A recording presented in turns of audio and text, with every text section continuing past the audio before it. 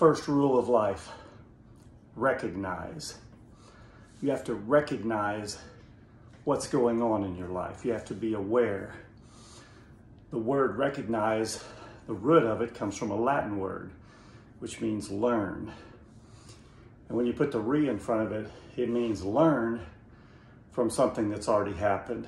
Because our life is a series of events. It's a series of emotions. It's a series of interactions. It's a series of people that we meet.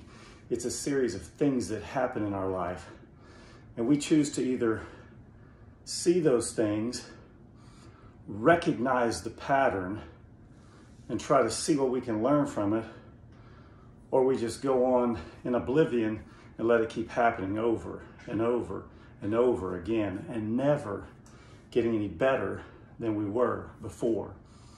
So the first rule of life is to recognize what's going on in your life and see where there's issues that you can make a difference about. I'll give you an example in my life. One of the examples in my life, especially right now, is prayer.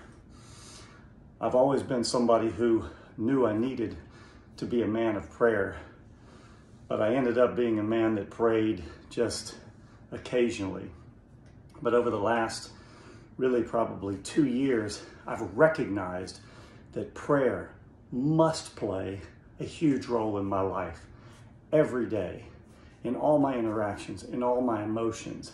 And I've made a point to recognize those instances when I need to pray, and then praying right at that time, praying now, praying with people, and praying as if God had the power to do what I was praying. Not just going through the motions, but believing. See, that's the first step. Recognize where your shortcomings are, where you need to make improvements, where you can make changes. When you start to see that in your life and you live out that first rule of life to recognize, you're on your way. Make the most of every opportunity. That's why we mow everywhere we go.